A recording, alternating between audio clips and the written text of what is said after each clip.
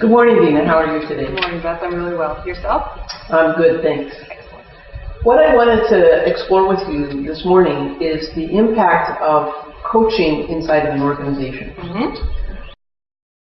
What I understand is that you've had experience as a person inside of the corporation with implementing an internal coaching program, and you've also worked with people as an external coach to an organization. And what I wanted to ask you about today is your perspective on internal coaching and what its value is to an organization. Oh, good question.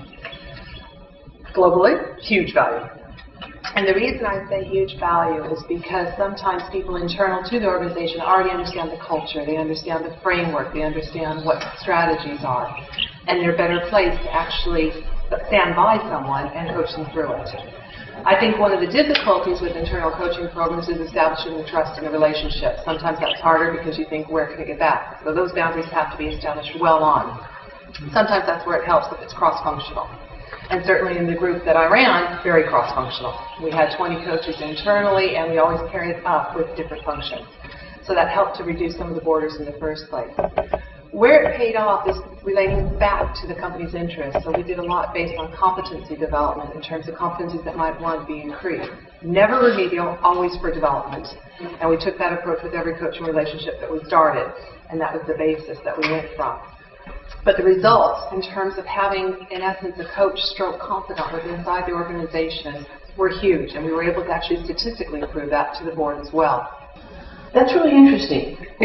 If I wanted to implement an internal coaching program in my organization, what would I need to do?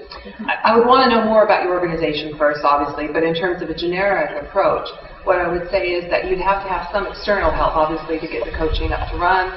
However, we might want to look at that, whether we go to external providers and decide who wants to come forward. One thing I learned very much is you cannot tell people they're going to be coaches. It doesn't work if you don't have the uptake. You have to solicit who wants that potential. And from that, you have to give them a little bit about what coaching is about.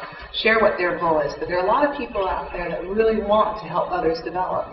So getting that true passion within others and building on that, giving them some type of formalized training so they feel they have a grasp with it under their skin and are happy and content with it.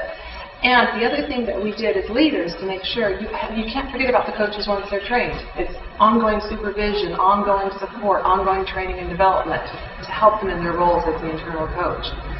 Establish a program and make sure that whoever you are in charge with, whether it's external or somebody more experienced internal, that they don't forget about that as the coaching program grows internally. So you mentioned that once you had a cadre of internal coaches, they need to be supervised? Absolutely. Can you tell me a bit more about that? What does it mean? In terms of coaching supervision, it's a big umbrella word for coaching. But I think supervision is ensuring the coach is acting in their utmost capacity, whether that could be issues of confidence, whether that's their own development, whether that's in terms of specific relationships with difficult clients, however it might be. But to ensure that the coaches that are acting within the organization have somebody that they can go to share. Sometimes that might be a one-on-one, sometimes that might be group supervision where you get all the coaches together and they share experiences. Needless to say, you have to establish confidentiality borders ahead of time. That's where they can actually share and grow from those experiences. So if I get it, what you're saying is you need to have a coach to coach the coaches. Correct. Nicely said. Very succinct. Excellent. Thank you very much. Thank you. And if I'm thinking about making this investment in an internal coaching program in my organization, I'm interested in knowing whether there are any measures of its success. Excellent question. And a question that's frequently asked, and any board would want to do that. You can. You can obviously adapt whatever measures. And the one that we particularly used was getting feedback, pairing it back into performance development plans, and being able to show that to the board on a numerical basis. So we had actual data in terms of saying, this person went from a 4 to a 5, just arbitrarily speaking, because of the coaching and where they developed. Because you're right, you have to have something to substantiate back to the leaders, the board, whoever it might be, that it is working. Is there actually a way to put a financial benefit? Yes, there is. And you can put an ROI in terms of financial benefit. That maybe because of somebody's coaching experience, they sold this. Maybe because of somebody's coaching experience, they found a way that they were innovative and were able to say something in the supply chain. That is a little bit harder to do, but it's certainly not impossible. And So- it is, again, standing a step back and looking at the totality. So it sounds like it could be very beneficial for the organization overall, both in terms of development and actually in terms of performance. Hugely beneficial, and I would say particularly now more than ever in these times. Fantastic. Thank you very much. Thank you.